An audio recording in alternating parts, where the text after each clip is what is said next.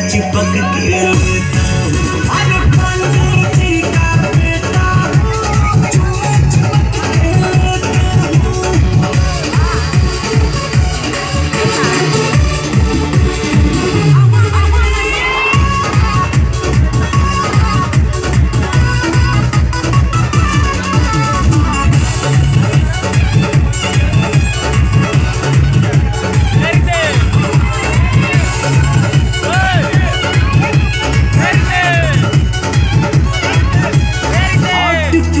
दिखला करिका जिगरे बोल जाएगी।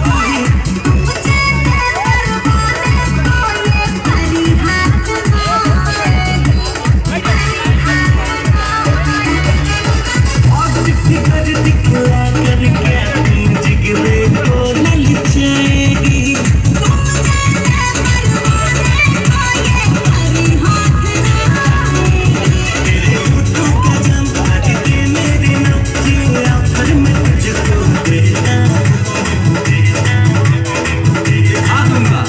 पंडित जी का बेटा हूँ, चूमा चिपक के लेता हूँ।